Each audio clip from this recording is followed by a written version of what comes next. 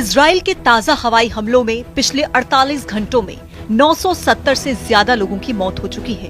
Gaza के स्वास्थ्य मंत्रालय के मुताबिक इजरायली सेना ने यूएन कार्यालय को भी निशाना बनाया, जिसमें एक विदेशी कर्मचारी की मौत हुई और 5 लोग गंभीर रूप से घायल हो गए। लेकिन इजराइल की सेना ने यूएन ऑफिस पर हमले से इनकार किया। 58 दिन तक क्रोध पालने के बाद इजराइल हमास पर फिर से टूट पड़ा। हमला सबसे भीषण हुआ। बारूदी इंतकाम के दृश्य भयावह हैं। पिछले 48 घंटे से दिन रात गाजा में मौत नाचती रही, बम फटते रहे, मिसाइल धमाके होते रहे, रॉकेट की बौछार से धरती आसमान में एक जैसी आतिशबाजी दिखती रही। गाजा में तबाही का नया दौर, मगर ये सिर्फ हमले की शुरुआत है। इजराइल इससे भी व्यापक और विस्फोटक अटैक के लिए रेडी है।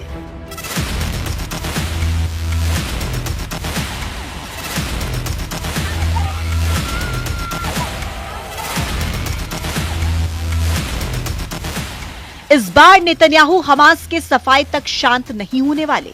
इजराइल के ताजा हवाई हमलों में बीते 48 घंटों में 970 से ज्यादा लोगों की मौत हो चुकी है। गाजा में कुल मौतों का आंकड़ा 49,547 हो गया है। इजराइल ने फिर से गाजा में ग्राउंड ऑपरेशन शुरू किया। जब धरती बारूद से जलने लगे, आसमान तक आतिश दिखने लगी, तब समझ लीजिए कि हमला इजराइल का है।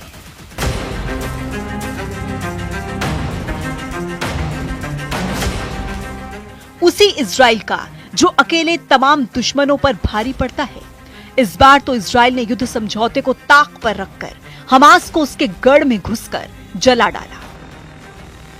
17-18 मार्च की दरमियानी रात नेतन्याहू आर्मी ने हमास पर सबसे भीषण हमले की शुरुआत कर दी है। यह हमला कब तक चलेगा, इसे नक्शा रिलीज करके बता दिया गया है। नक्शे में दिख रहे इलाके को जलाकर खाक करने तक नेतन्याहू अब नहीं रुकने वाले। वहीं हमास ने भी ऐलान कर दिया कि अब फाइनल फैसला वॉर जोन में होगा, यानी लड़ाई तब तक चलेगी जब तक नतीजा नहीं निकलता। जिस तरह आधी रात में इजराइल ने हमास को दहलाया है, उससे यह भी साफ हो चुका है कि अब ये लड़ाई नॉन स्टॉप चलेगी। चाहे दिन हो या रात, हमले रुकने वाले नहीं हैं। इजराइल आर्मी चीफ ने खुद मोर्चा संभाल रखा है। हमास पर सेकेंड राउंड अटैक की निगरानी जनरल इयाल जमीर ने की। इसका वीडियो रिलीज कर हमास लीडर्स को इजराइल के इरादे जाहिर किए गए। इजराइल ने दावा किया है कि गाजा अटैक में हमास को बहुत बड़ा झटका लगा है। आईडीएफ ने दावा किया है कि नए हमले में हमास के आंतरिक मंत्रालय के महानिदेशक महमूद अबू वतफा, हमास के राजनीतिक ब्यूरो के सदस्य अबू ओबेदाह मोहम्मद अल जमासी, हमास के राजनीतिक ब्यूरो के सदस्य इसाम अल दालिस, हमास के राजनीतिक ब्यूरो के सदस्य अहमद उमर अल हट्टा, एक वरिष्ठ नेता और हमास के आंतरिक सुरक्षा तंत्र के लिए जिम्मेदार बेहजत अलू सुल्तान मारे गए हैं। वहीं हमास ने दावा किया कि इजराइल ने आधी रात को हमला कर महिलाओं और बच्चों को बेरहमी से मार डाला। गाजा अस्पताल की तरफ से बताया गया कि हमले में 1000 से ज्यादा नागरिकों की मौत हुई है। उधर गाजा अस्पताल के निदेशक डॉक्टर मोहम्मद जकूत का कहना है कि इजरायली सेना ने फिर से गाजा पट्टी में नरसंहार किया, जिसमें सैकड़ों लोगों की मौत हुई, सैकड़ों घायल भी हैं। घायल लोग ऐसे हैं जिनकी हड्डियां टूटी हैं, सिर में चोट लगी है, उन्हें सर्जरी की जरूरत है। ये नरसंहार पूरे इलाके में हुआ। गाजा में बारूदी आंधी के बीच पूरी रात एम्बुलेंस दौड़ती रही। अस्पतालों में घायलों को लाने के लिए घोड़ा गाड़ी तक दौड़ती रही। रात का अंधेरा छटा तो जहां तहां लाशें बिछी थी। जनाजों को घेर कर त्रासदी पर आंसू बहाते बच्चे और महिलाएं मातम मनाती दिखी। इजराइल के भीषण हमले के बाद गुस्से का इजहार इस तरह से लोगों ने किया है। पूरी दुनिया अंधी बहरी हो गई है। देखो, ये छोटे छोटे बच्चों और बच्चियों की लाश है। सुबह के वक्त जब मेरी माँ सहरी बनाने के लिए उठी थी और हम लोग सहरी के लिए तैयार हो रहे थे, तभी हमारे पड़ोसी के घर पर हमला हुआ और उनका बेटा मारा गया। मेरी उन मृतकों के लिए दुआ है। राजनीति में नाकाम नेतन्याहू सत्ता में बने रहना चाहता है, जबकि उन्हें पता है कि वो नाकाम हो चुके हैं। इसलिए वो दोबारा जंग करके समर्थन चाहते हैं। मेरी नजर में वो ऐसे शख्स हैं जिसको राजनीति के बारे में कुछ नहीं पता। हम क्या कहें, यही हमारी किस्मत है। ईश्वर रहम करे, नेतन्याहू अपने आगे किसी को कुछ नहीं समझते।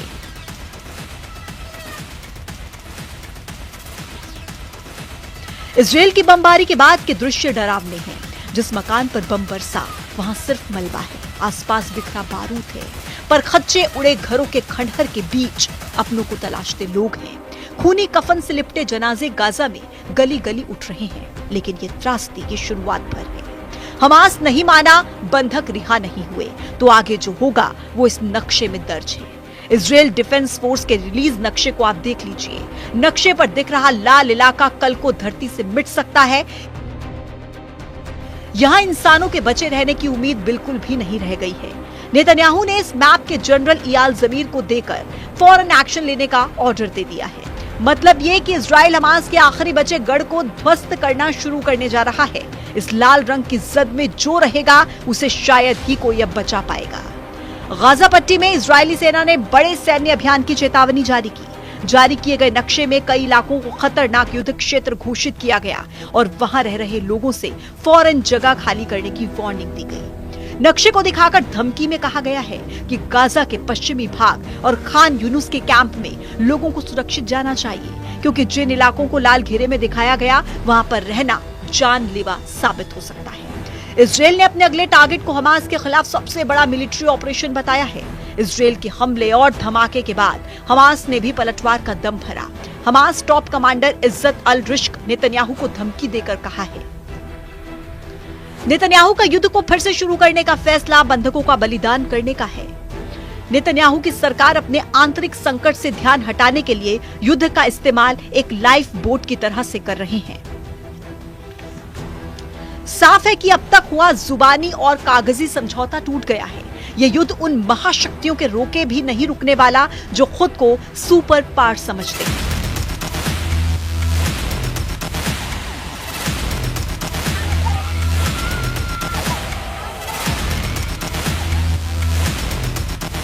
ये युद्ध रुकेगा तो बस एक ही शर्त पर, और शर्त ये है कि इजराइल की हर शर्त मान ली जाए।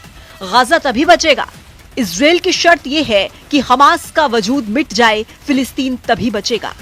इजराइल की शर्तें नहीं मानी गई तो जैसी तबाही शुरू हुई है उसकी हद पार होगी। हमले इस बार से भीषण होंगे। इजराइल भी मारेगा, हमास भी पलटवार के लिए रेडी है। हमास ने नेतन्याहू से बदले का ऐलान कर दिया है।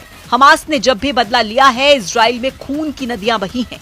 तेल अवीव तक को जला डालने वाले लड़ाका ग्रुप ने युद्ध विराम के बीच हुए इजराइल के हमले का इंतकाम लेने की घोषणा कर दी है।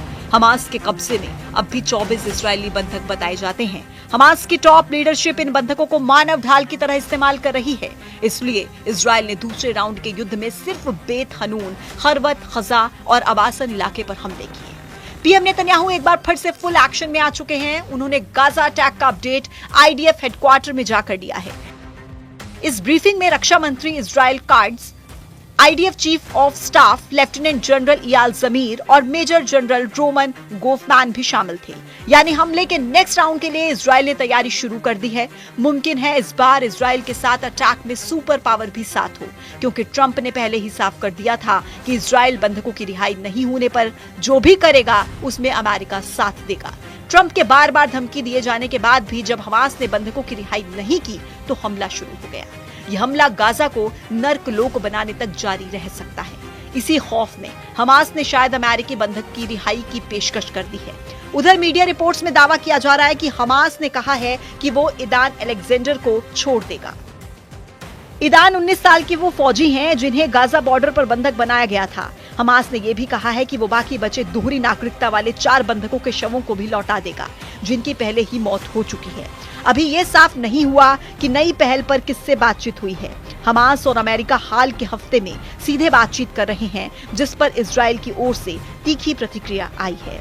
इजराइल से युद्ध में हमास तबाह हो चुका है, मगर फाइटर ग्रुप को अब भी उम्मीद है कि इजराइल के सभी दुश्मन एकजुट होकर उसका साथ देंगे और युद्ध की बाजी पलट जाएगी। इजराइल के दुश्मन देशों का रुख भी अब इस युद्ध का नतीजा तय करने वाला है।